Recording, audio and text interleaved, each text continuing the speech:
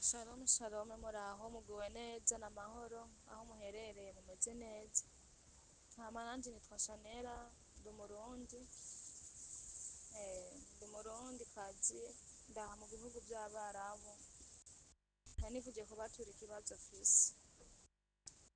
Je kuva nshika muri iki gihugu nta mahoro ndaronka, aho kuronka amahoro sishimirwa ivyo nkora byose, ntashima hondi ntashima ivyo nkora. Igira kabiri je nashitse mukozi kwa Ramazani yose nayikoze ntafungura neza, saa sita ndya icapati nigira itetse atacayi, ndihangana mvuga ati ko ari Ramazani reka nihangane ko aje sinigeze mfunga ko sindi umwisilamu, byose nibazo nagiye nihangana bati reka nihangane ngira ngo ni kuri yari Ramazani bizohera Ramazani iheze. Byose ndabibamwo nkaza ndarya sizeri, naho nyivyo nakora byose yari bitutsi, nta kintu na kimwe nigera shimirwa.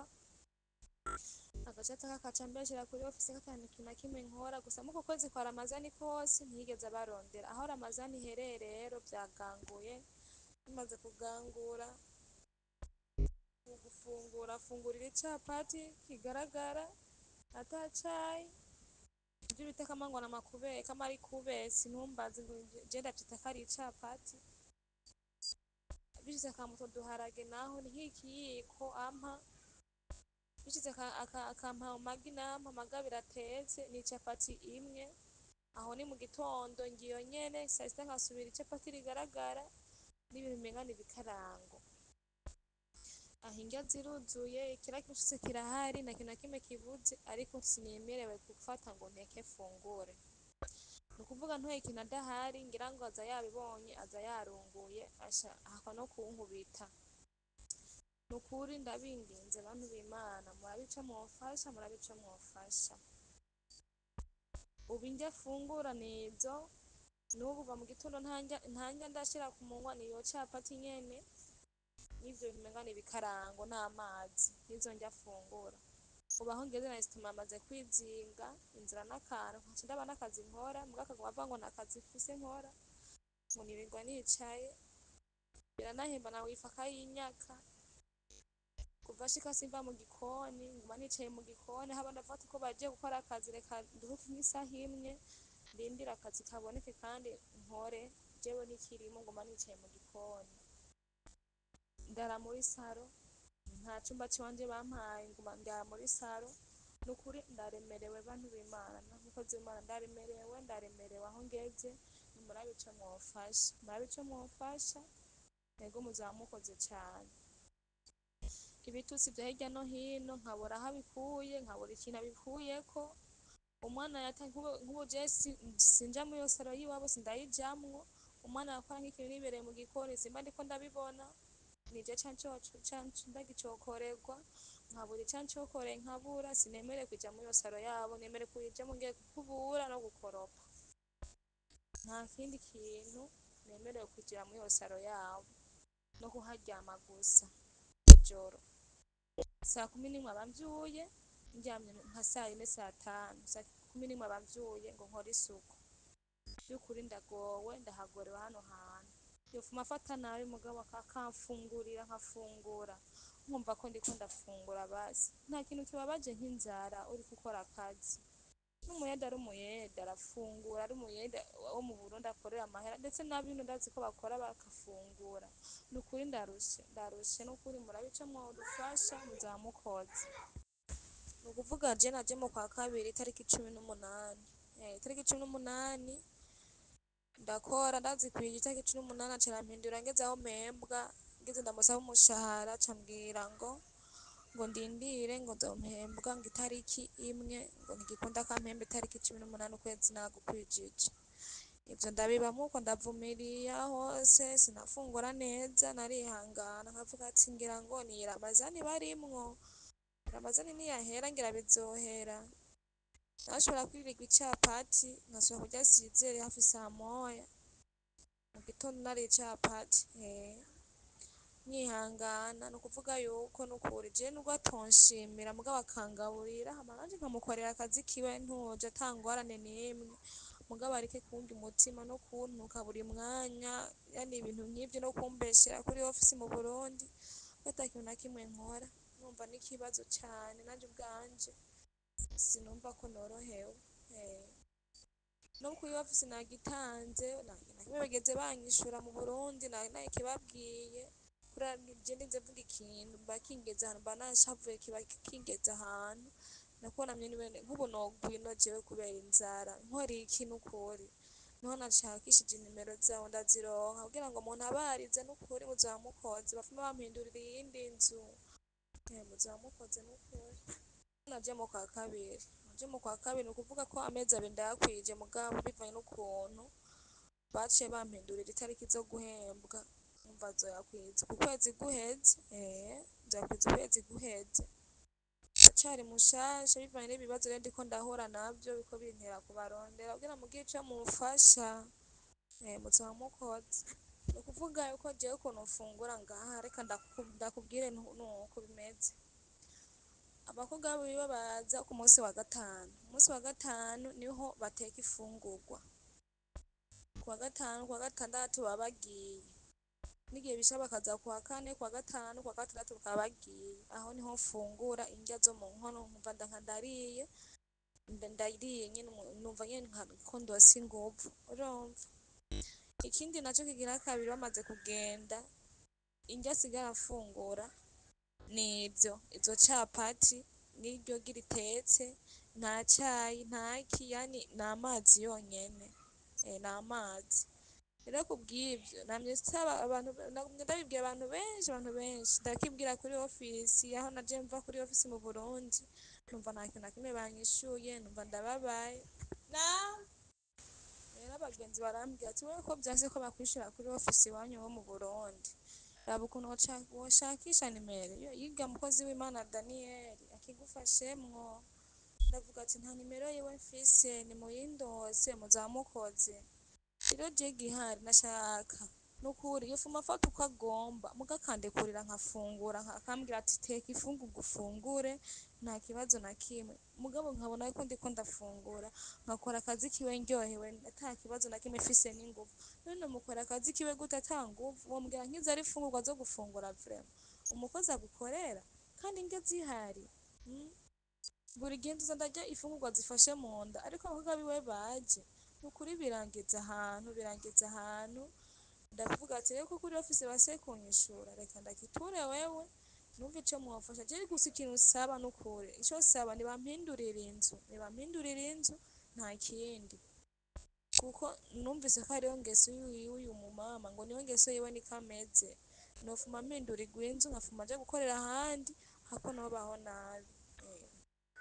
Harya gikuru hakora mu nda kandi gikuru n'inguvu udafunguye nta nguvu woronka nk'ubu numva ndiko ndajugumira n'ukuri icapati umukazi nawe wagize ngo arazanye izo fungurwa azana nk'isahani imwe yiwe nyene agize ngo arampaye ni nk'ikirushe umva ikirushe uca umbwira nanje rero mba nariyo ya capati aho mba nafunguye vraiment mba nafunguye nukuri indya zirahari umuceri urahari ibiraya birahari buri kintu cose kirahari mugabo sinemerewe gukora ko ngo ndatetse ndariye amagi arahari nukuri nta kintu na kimwe navuga ati kidahari aha hantu nukuri Imana yari yamfashije shikira nta nzu nini hari ahantu ata abana bahari benshi nukuri ikibazo ni umumama nukuri arambereye intambanyi cane buri munsi kuntuka haza abantu akambeshera ngo ndi umunebwe nakora ibi nkakansubirishamo akambwira ntavyo nakoze nkapanga impuzu akambwira ngo nazipanze nabi akazisubiramwo mana nukuri nari umuntu nihangana kandi nihangana cane aho ngeze vyari bingeze kure je ndinze mvuga ati ndiko ndarira nkatura ikibazo umuntu ciwanje ndiko ndarira mba numva ko ndushe ku mutima mba numva ko ndushe ndunubikiwe vraiment nanjye ndagufitiye estoma nimbi ni kuvuga aho ntafunguye haka kunyica vraiment iyo je cose abantu kuri umukozi w'Imana fasha je bafume bampindurira inzu nofuma nja gukora ahantu banje umutima mugabo mfungura ikinjora niko avuga antuka bimwe ntavyumva n'ivyo ariko arantuka kuva shikaramarira nukuri nimurabe ico mumfasha muvyeyi wanje ico nasaba jewe n'ukuri nta kindi kintu nguma nitakambira jewe nibampindurira inzu nta kindi nshaka yego ubu kuva nshika nihanganiye vyinshi hamwe nyene mvuga ati ndi umwana nyene nakuze nihangana kuko je naciye mu bigeragezo vyinshi niko ndi muto narabonye ibigeragezo vyinshi cane ku myaka 20 fise ndacari muto mugana nahuye n'ibibazo vyinshi cane ukuri nimumfashe jewe bafuma bampindurira inzu nta kindi shaka jewe uko naje ngana ubu siko ngana nukuri nonze nasubira inyuma cane gose nahetse. Uwo mwana w'umurundikazi jewe nkumva buno butumwa naciye nihutira kumuha impanuro kwanza. Nta nimero yinabuja yampaye, nta nimero yande, urumva n'ubwo wambwiye ibi ngira ntazi ukuntu batabaza, ariko ntaco twashoboye kuvugana. Icyo nihutiye kwabaye kumuha nimero iyo abantu bamuhanura, kuko ndafise groupe y'abantu b'abakondane.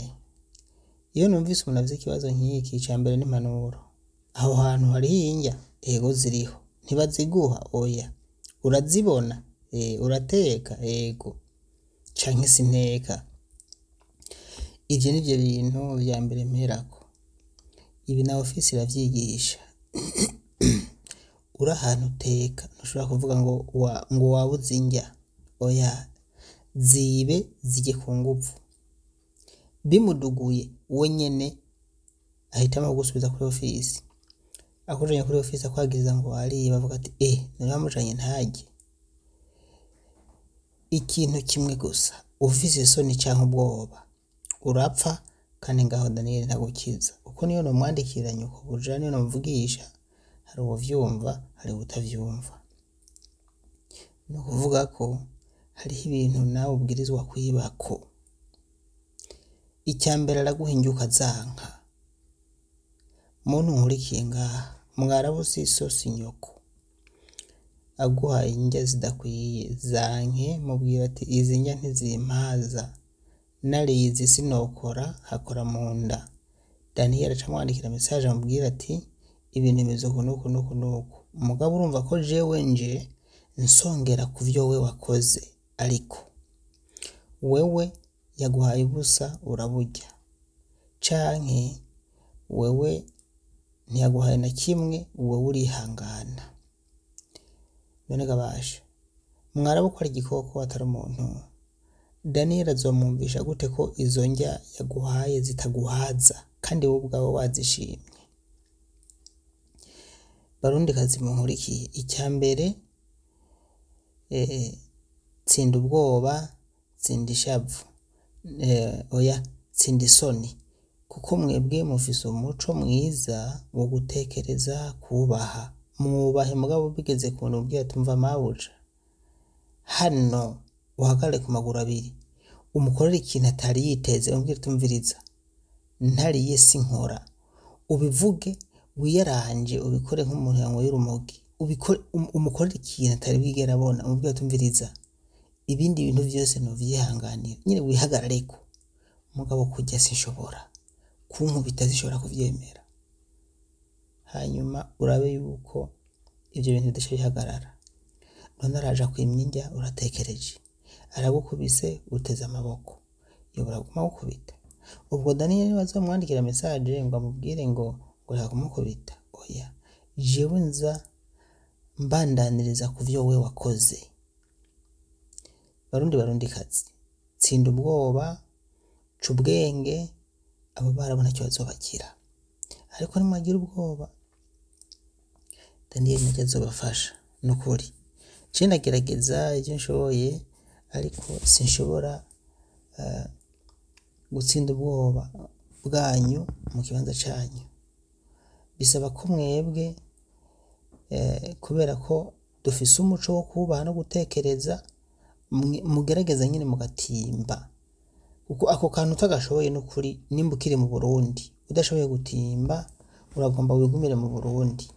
Kuko umwarabu abonye utinya, narabigishije ngaha kwanza n'abagenzi banyu ngaha bamabigisha, arushirizaho gutera ubwoba, arushirizaho gutoteza.